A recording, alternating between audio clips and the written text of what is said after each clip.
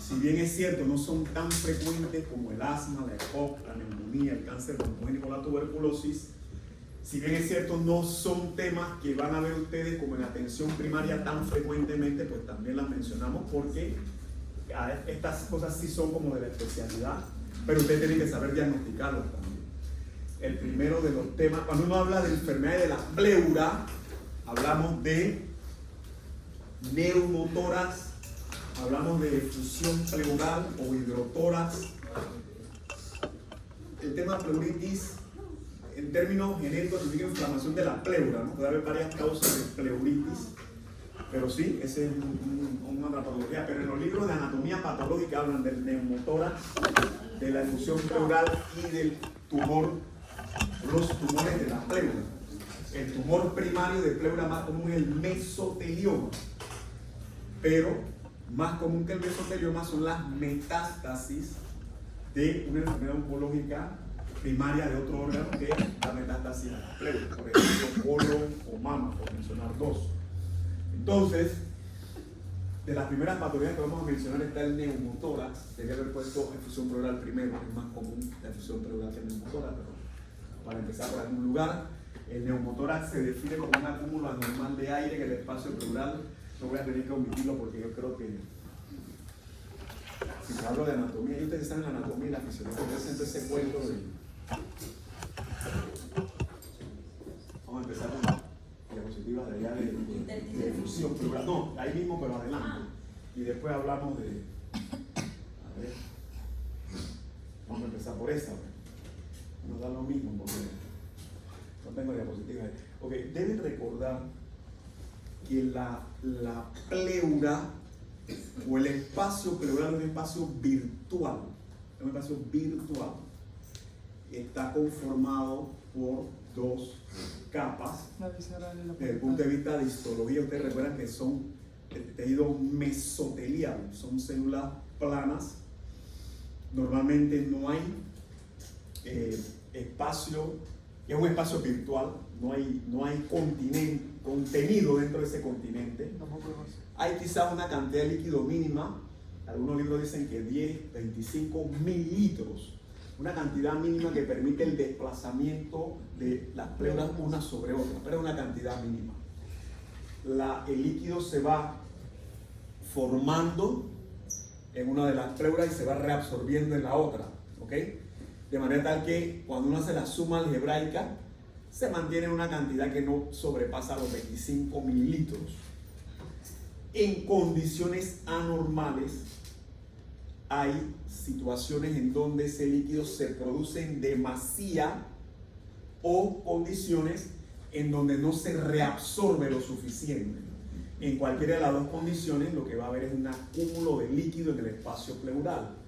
Debía haber habido una diapositiva donde mostrábamos la imagen de la pleura parietal, de la pleura visceral, a ver si por ahí, ¿no? Donde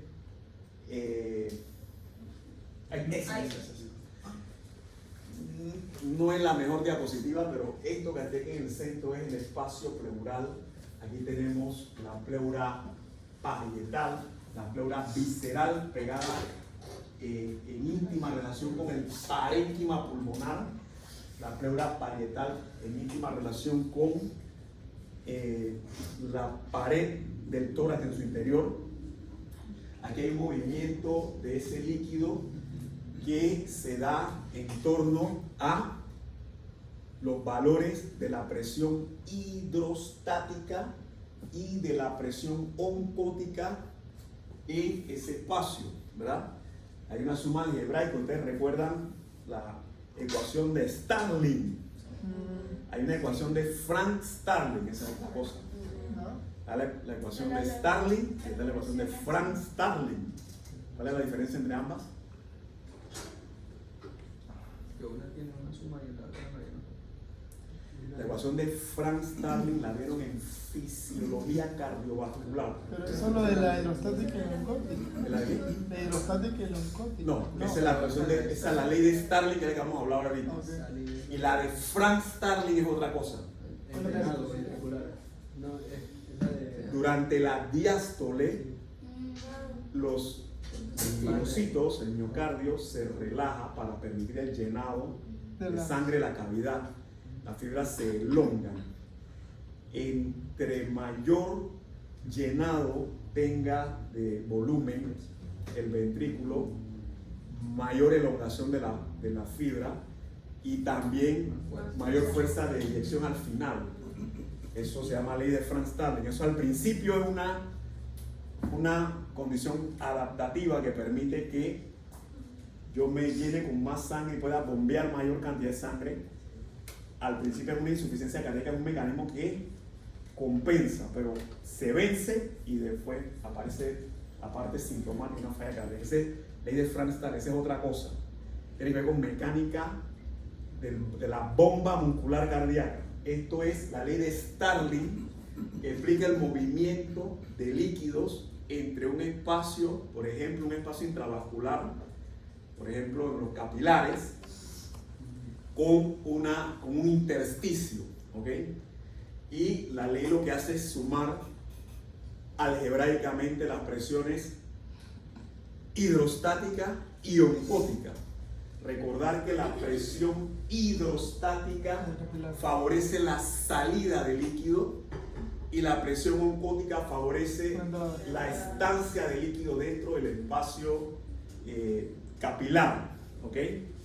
Entonces aquí hay una suma algebraica que yo no me acuerdo los números. El punto es que se mantiene en equilibrio, pero si hay alguna situación en donde la presión hidrostática aumenta, eso va a generar desequilibrio en la ecuación y salida de líquido desde el capilar hacia el intersticio. ¿Por qué es ley? Porque los líquidos y los gases se mueven desde el área de mayor presión hacia el área de menor presión. Eso es ley. Eso pasa en todo el planeta y debe pasar fuera del sistema solar también, en los exoplanetas, en la galaxia Andrómeda. Sí, es ley. El punto es que si la presión hidrostática aumenta dentro del capilar, lo que va a haber es salida de líquido. Si lo que hay es reducción de la presión oncótica dentro del capilar, ¿qué va a pasar? También va a salir. La medicina es fácil, también salida de líquido. Entonces, les comento esto es para que recuerden un poquito la fisiología, porque si uno entiende la fisiología y uno entiende la fisiopatología, ya no es tan necesario memorizar las consecuencias de lo que acontece si hay alteración de la presión hidrostática o de la presión oncótica. Un aumento de la presión hidrostática dentro del capilar va a facilitar salida de líquido al intersticio. Una disminución de la presión oncótica dentro del capilar va a facilitar salida de líquido. Con ese concepto claro, entonces ahora vamos a ver la aplicación clínica de ese concepto. De igual manera, si yo tengo una enfermedad que condiciona aumento de la permeabilidad de la membrana, ¿verdad? Yo tengo un proceso inflamatorio en la membrana, en la pleura, yo tengo una tuberculosis pleural, yo tengo una enfermedad oncológica, una metástasis a pleura, yo tengo una neumonía con una efusión pleural paraneumónica, tengo cualquier afección de la pleura por irritación, por inflamación de ella, permite también mayor producción de líquido, acúmulo de líquido. Todas esas condiciones explican la fisiopatología de una efusión pleural. Si lo tengo claro, me va a ser sencillo entender qué pasa en la clínica con los pacientes que hacen efusión pleural y cuál es su tratamiento. Porque, por ejemplo, si yo tengo una enfermedad en donde hay aumento de la presión hidrostática dentro del capilar y yo logro reducir esa presión hidrostática, voy a mejorar el problema. Si lo que yo tengo aquí es una reducción de la presión oncótica y yo de alguna manera lograra mejorar el aporte proteico, el aporte de albúmina y permitiría menos salida de líquido al espacio intersticial, resolvería el problema. Si tengo un aumento de la permeabilidad de la membrana porque tengo una enfermedad, una neumonía, bueno, hay que tratar es la neumonía. Tengo una tuberculosis, hay que tratar la tuberculosis. no se me va a ocurrir ponerle furosemida, como hacen algunos colegas, porque entonces no se acuerdan de la fisiopatología. Vamos a empezar otra vez por el principio de nuevo. Entonces decíamos que la efusión pleural se define como un acúmulo de líquido en el espacio pleural. Y hay diferentes mecanismos fisiopatológicos que explican el acúmulo de líquido en el espacio pleural. Ya hablamos del aumento de la presión hidrostática, ya hablamos del descenso de la presión oncótica y hablamos del aumento de la permeabilidad en la membrana pleural, pero pues, hay otros mecanismos que son menos comunes, pero que también están descritos. Que no se sepan estos tres de aquí arriba es crimen de lesa humanidad. Pero el drenaje linfático no es tan infrecuente tampoco, porque si yo tengo, por ejemplo, un linfoma, ¿verdad? Que tengo múltiples adenopatías torácicas, intraabdominales, puedo tener también bloqueo del drenaje linfático y generar entonces una efusión pleural.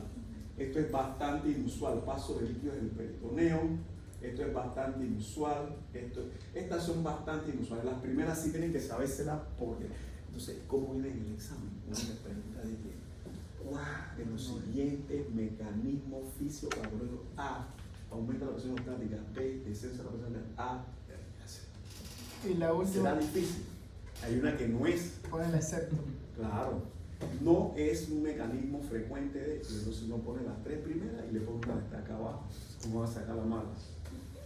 Es para que se acuerde de los mecanismos fisiopatológicos que explican la efusión pleural. Siguiente ahí. Yo quisiera saber dónde está Murillo y dónde está. Murillo. Murillo está aquí. ¿Quién es Murillo? No, Murillo no. El otro Está. chico, Ella también es Murillo, ¿eh? no. Ella es Catuy. Catuy y me falta otro jovencito. Está conmigo de hace 2 años. Matos, Lionel Matos. Me mandan saludos a los dos. No le fue mal al grupo en general, pero. Antes de lo vio. ¿Perdón? Antes de lo vio. No, me acuerdo del primer examen. Ah, Pero. Muchas cosas han cambiado en el primer. Entonces. es verdad, busca Navales.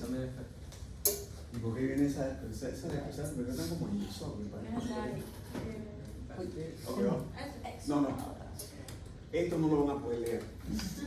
Lo que deben recordar es que hay una lista larguísima de causas de efusión pleural, más de 20, como ven en la lista. Lo que sí deben saber es que hay unas que son súper frecuentes.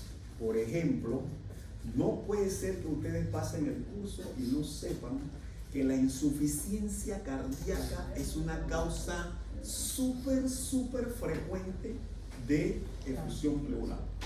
De hecho, la insuficiencia cardíaca es la causa más frecuente de efusión pleural bilateral en la práctica clínica. Eso lo hemos preguntado en exámenes varias veces. Como ya se lo estoy diciendo, a lo mejor no se lo pregunté tan directamente, pero sí deben saber que cuando ven efusión pleural en una placa de tórax, sobre todo si tienen cardiomegalia y tienen efusión pleural bilateral, eso debe ser por insuficiencia cardíaca. La medicina es fácil. No estén adivinando y que creo que tiene síndrome de la uña amarilla. ¿Eso qué es? Debe tener insuficiencia cardíaca. Entonces ustedes van a dirigir el interrogatorio hacia ortopnea, disnea paralítica nocturna, edema de miembros inferiores. Deben tener un corazón enorme en la radiografía, tener efusión pleural bilateral. Eso debe ser falla cardíaca. ¿Qué mecanismo fisiopatológico explica la aparición de efusión pleural en un paciente con insuficiencia cardíaca? Eso lo hemos puesto en examen. Por ejemplo, paciente con insuficiencia cardíaca. ¿Cuál de los siguientes mecanismos explicará la efusión pleural? A, aumento de la presión hidrostática; B, disminución de la presión oncótica; C. Así que no estudia para el examen. Ya. Insuficiencia cardíaca es una causa de efusión pleural. Puede haber unilateral también, lógicamente, ¿no? Puede haber unilateral, pero cuando ustedes vean cardiomegalia y efusión pleural bilateral, piensen en insuficiencia cardíaca porque es lo más común. ¿Okay? ¿Se les ocurre alguna otra enfermedad que curse con efusión pleural producto de aumento de la presión hidrostática que no sea insuficiencia cardíaca? Pues así que hay que pensar en medicina. Cosas de riñón. A lo mejor en el examen le ponemos qué pasa en el riñón en primer lugar. Una enfermedad. ¿Como cuál? Una gran crónica, pues. Está. El muchacho va a ser internista. Un paciente con una enfermedad renal crónica, ese paciente va a tener hipervolemia. Va a tener hipervolemia porque la tasa de filtración glomerular está disminuida. Ese paciente va a tener más líquido en el cuerpo y eventualmente la presión hidrostática capilar va a estar aumentada. ¿Y para dónde va a coger el agua? Para el intersticio, para el pulmón en este caso, en el paso. Pero ese es un paciente que está hinchado, un paciente con una enfermedad renal crónica florido, sin un tratamiento. Ese paciente va a estar abotagado, va a tener ascitis, va a tener fusión pleural, va a estar hinchada las piernas, ¿ok? Ese paciente tiene aumento de la presión hidrostática en el capilar y en el espacio pleural. La respuesta, la condición sería fusión pleural y el mecanismo aumenta la presión hidrostática. ¿Alguna otra causa aumenta la presión hidrostática? Lo que dijo antes, mesotelioma. Puede ser. En el mesotelioma yo esperaría más bien un aumento de la permeabilidad de la pleura. La pleura está afectada, está inflamada de tal manera que permite el paso anormal de líquido. En teoría un tromboembolismo también podría, si yo tengo un tromboembolismo de cierta magnitud, pero crónico, eso también podría generar aumento de la presión hidrostática dentro de los capilares. Sí, Tiene hipertensión.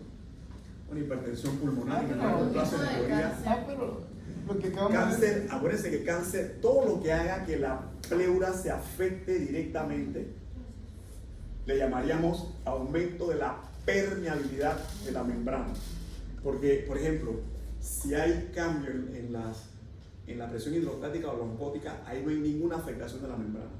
¿Cuándo se afecta la membrana? Cuando tiene una neumonía o efusión paraneumónica, cuando tiene una tuberculosis pleural, cuando tiene cáncer. Esos son ejemplos clásicos de afectación de la permeabilidad de la membrana por inflamación de la membrana o de las pleuras en este caso. ¿Pregunta, comentario? estaba pensando en nefro, como dijo Carlos, que el síndrome nefrótico, porque acabamos de ver. Háblame del síndrome nefrótico ahí. ¿Cómo sería? Bien, esa pregunta viene en el examen, dice. ¿Cuál de los siguientes mecanismos fisiopatológicos explica efusión pleural en un paciente con síndrome nefrótico? La respuesta es Hipoglucemia, proteinuria, esa es la triada clínica. edema. Ese paciente, el mecanismo fisiopatológico es disminución de la presión oncótica en el capilar, porque en un síndrome nefrótico yo voy a tener pérdida de proteínas a través de la orina. Ese paciente tiene proteinuria, y si yo estoy perdiendo de manera normal proteínas en la orina, en sangre voy a tener hipoalbuminemia. Si tengo hipoalbuminemia en el capilar, voy a tener disminución de la presión oncótica. La presión oncótica es ejercida por la presencia de albúmina en el capilar. Si tengo poca albúmina, va a haber tendencia a salir líquidos allí. Eso pasa en un síndrome nefrótico. Entonces, el mecanismo de acúmulo de líquido en un síndrome nefrótico es distinto al de una falla cardíaca. En un caso es por aumento de la presión hidrostática, en otro caso es por disminución de la presión oncótica. ¿Qué otro caso es disminución de la presión oncótica del capilar? ¿En cuál? Hepatitis. No. VIH. Cirrosis. Ah, Cirrosis hepática. Porque el hígado es el productor de albúmina en el organismo. Si yo tengo afectado mi hígado de tal magnitud que no estoy produciendo albúmina, de hecho ese es uno de los criterios de la clasificación de Child para decir la gravedad de un paciente con cirrosis hepática e insuficiencia. Si yo tengo hipoalbuminemia, que es de mal pronóstico, yo voy a tener edema periférico, voy a estar hinchado, voy a estar con ascitis, voy a estar con infusión pleural.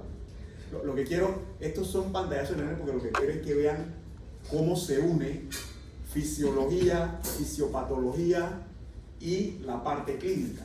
Porque si uno hace el razonamiento, debería ser más sencillo de fijar como conocimiento, no nada más para pasar el examen.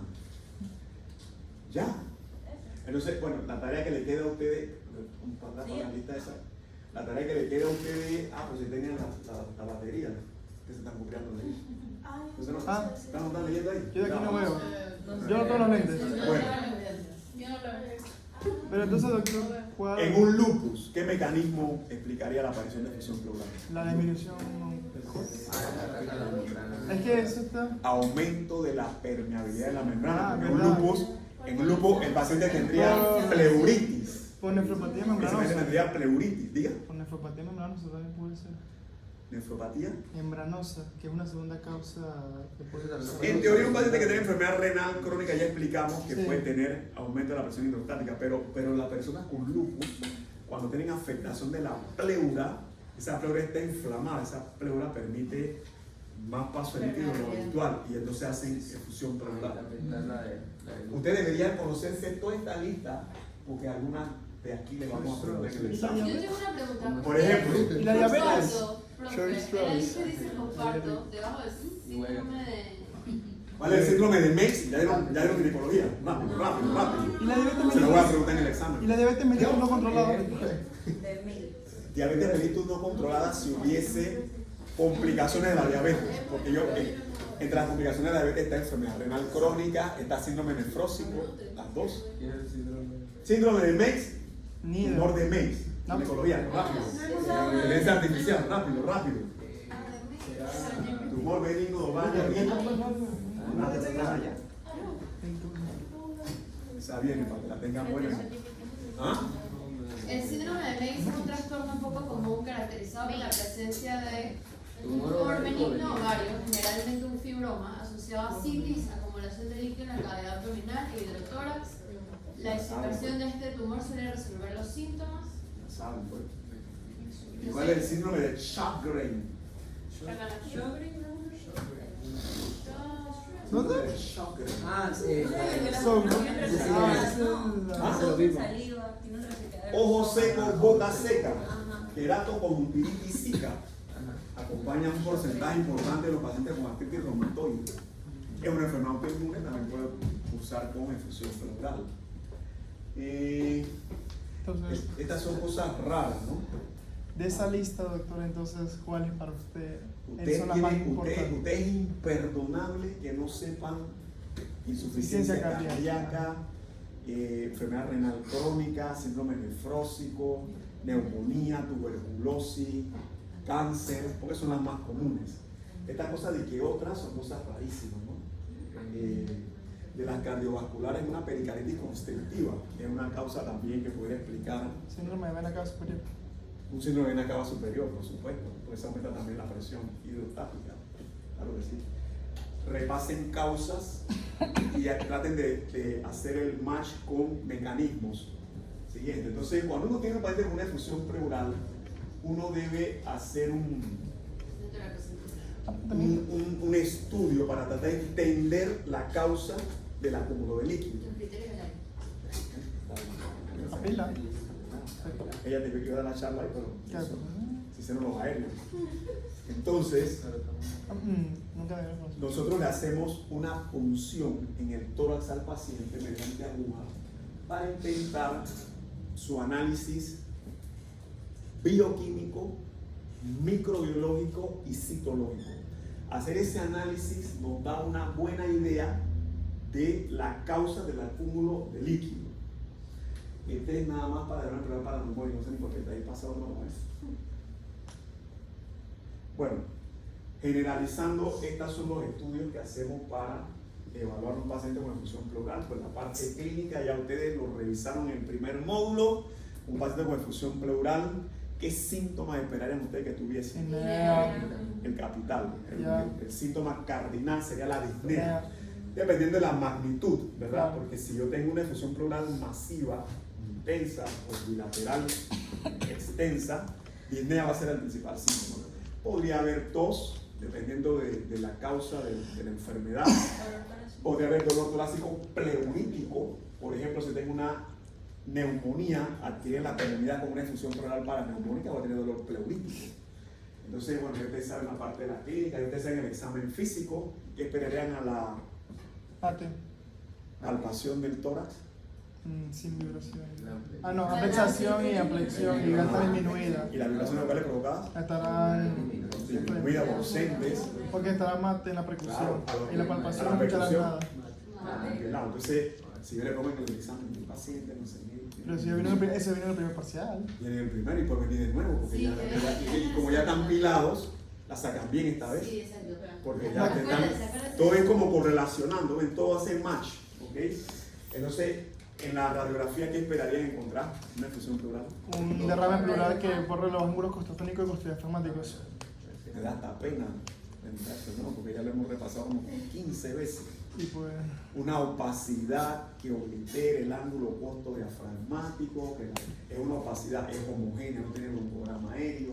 La parte de arriba hace como una especie de concavidad, un menisco. esa no es el signo de Otto. En realidad, Damoisier cuando describió el signo, Ajá. lo hizo clínicamente, no radiográficamente, porque los radiólogos siguen llamando esos signos de Damoisier, y eso no es un signo de No Damoisier, hay aquí. no el original, pero los radiólogos lo usan. Bueno, eso es lo que es imagen. Entonces, esta es la parte que les mencionaba, hay que hacer el análisis del líquido porque uno quisiera saber la naturaleza bioquímica del líquido. La naturaleza bioquímica rápidamente nos permite, de ese listón larguísimo de 100 patologías, la lista hace así si yo hago el análisis bioquímico. El análisis bioquímico me permite saber Se ven bien. si es una efusión pleural transudativa o si es una efusión pleural exudativa. En una efusión pleural transudativa, yo esperaría encontrar un líquido pobre en proteínas, pobre en deshidrogenasa láctica.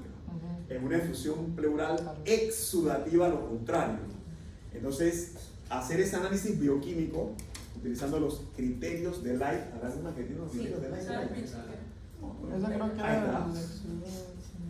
Tuve la oportunidad de conocer al doctor Richard Light. El de los criterios El de de la la- pintura Sí, de Light. señor. ¿Está vivo? Él ya falleció, pero él vino aquí en el año 2010. Wow. Él tenía 27 años de edad cuando estableció los criterios de Light. Un monstruo. Esos criterios de Light los publicó en la revista, no me acuerdo el nombre, en el año 1972.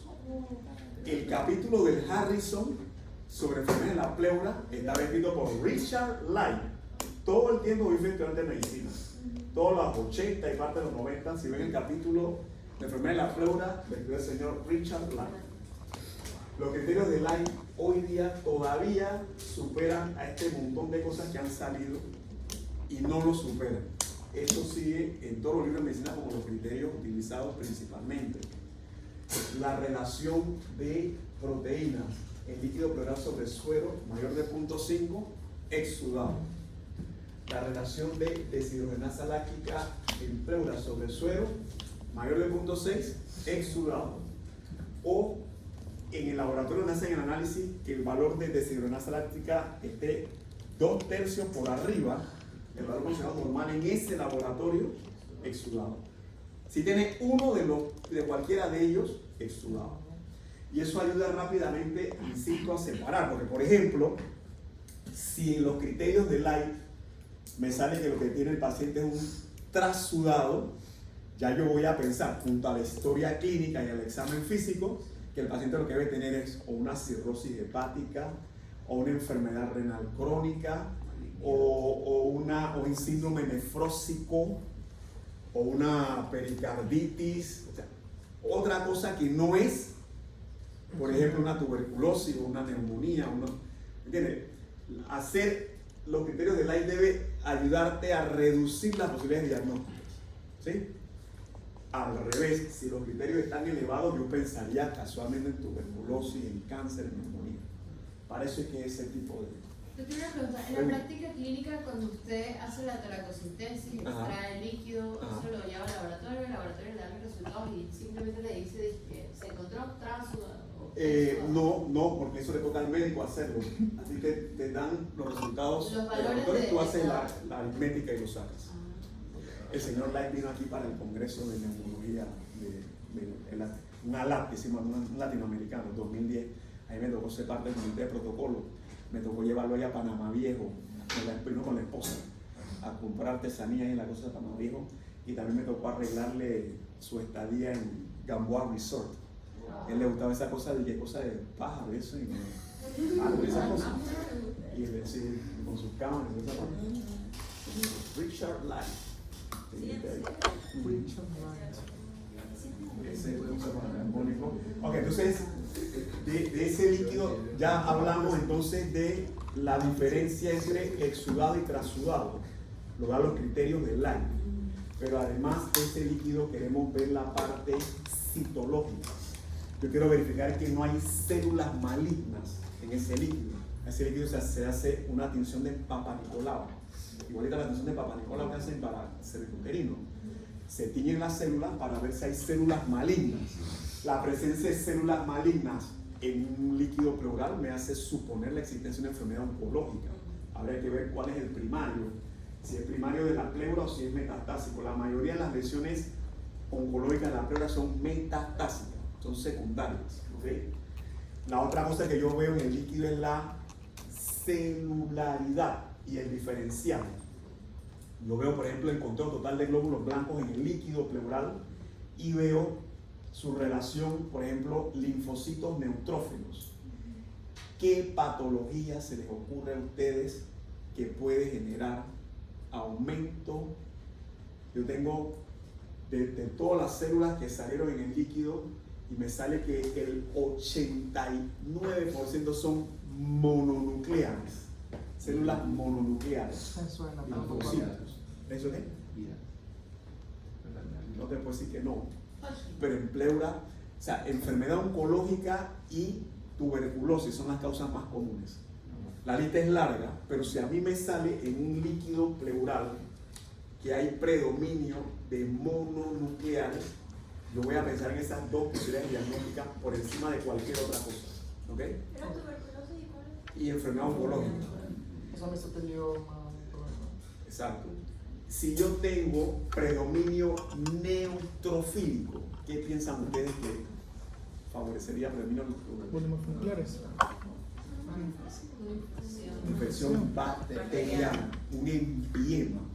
Si yo tengo una neumonía y desarrollo una efusión pleural como secundaria a la neumonía y le hago una toracocentesis y los criterios del aire me salen que tiene líquido exudativo y además me sale que tiene predominio de neutrófilo, eso debe ser Un empiema. empiema o efusión pleural paraneumónica. Habría que ver, el empiema tiene varios parámetros también que revisar. El pH. El pH, Y la glucosa. glucosa. Okay. Entonces, evaluaron la celularidad, evaluaron la bioquímica, lo otro es la microbiología. Porque si yo encuentro ahí, por ejemplo, cocos gram positivos en racimos, El estafilococcus aureus. si no es fácil. Y si encuentro cocos gram positivos en cadenas y en pares, Streptococcus. y si encuentro bacilos alcohol ácido resistentes, Tuberculosis. si no es fácil.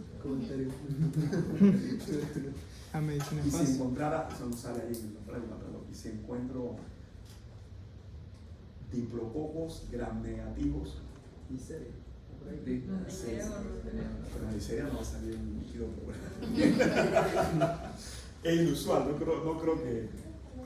Ok, entonces repasen las características bioquímicas, microbiológicas y citológicas del líquido pleural, como mencionaba el compañero Alan, ¿Cómo?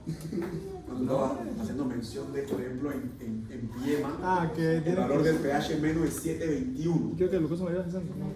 ¿Perdón? Glucosa era mayor. Menor de 7.2. Menor de 7.2, sugestivo de empiema. ¿Ok? Glucosa muy baja, sugestivo de empiema, creo que es menos de 40. Sí, no es 60, tampoco es 60. Entonces, lo que les toca a ustedes estudiar es las características bioquímicas, microbiológicas y citológicas del líquido pleural. Estudienlo. La biopsia de pleura es el estándar de oro para el diagnóstico de tuberculosis pleural. Biopsia de pleura. En su ausencia usamos el estudio que se llama adenosina deaminasa, el líquido pleural, para determinar la existencia de Mycobacterium tuberculosis. Repasen eso de la biopsia pleural. Siguiente ahí. Como aburrido. es que esta conferencia era para difusión pleural paraneumónica, por eso es casi no va general, era para difusión pleural paraneumónica. Repasen aquí nada más recordar los criterios que identifican la existencia de un empiema. En realidad, cuando vemos el aspecto del líquido, también nos da una idea, ¿no? El aspecto del líquido es como cetrino claro, le llamamos cetrino, ámbar. Se parece, uno dice, cuando ven la primera que hay igual a la orina, se ve clarito. Entonces, pero yo puedo tener una infección pleural hemorrágica, y en ese caso las causas más comunes incluirían nuevamente tuberculosis y neoplasia. Son las dos causas más comunes. Yo puedo tener infección pleural de aspecto lechoso. ¿Cómo voy a hablar de eso? Sí, eso no creo que es como... Kilotórax, kilotórax, exactamente.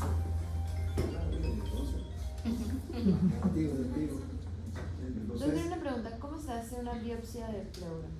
Por afuera, ¿no? Sí, igual que la Sí, tracositosis. percutánea se llama, porque uno le pone la anestesia al paciente en la piel, hace una incisión en el músculo, introduce la aguja, lleva cierta angulación. Hay dos tipos de agujas, hay una que se llama de Koch y una que se llama de Abrams. Eso tiene como una... ¿cómo le llamaríamos eso? Un ganchito, una Tiene un pinza. borde, y es como un borde cortante. Uno la introduce en el espacio pleural de esta manera y rasga, hace un movimiento como para rasgarla. Y el pedacito de pleura queda dentro del trocar, es como una especie de trocar. Okay. Y ese tejido tú lo mandas a patología y lo analizas. Si en ese tejido aparecen granulomas no caseificados, eso es diagnóstico de tuberculosis pleural. Hay dos cosas que hacen granulomas no caseificados. Incluye tuberculosis y tuberculosis. Un diagnóstico diferencial. Granulomas caseificados. Gracias. Siguiente ahí. Yo sé. Nada más para recordarles algunas causas comunes de trasudado y la de sudado. Repasen esa lista. Siguiente. Droga. ¿Qué droga? Aplausos. Porque dice exudado que por droga. Pasando mi saludo. No sé.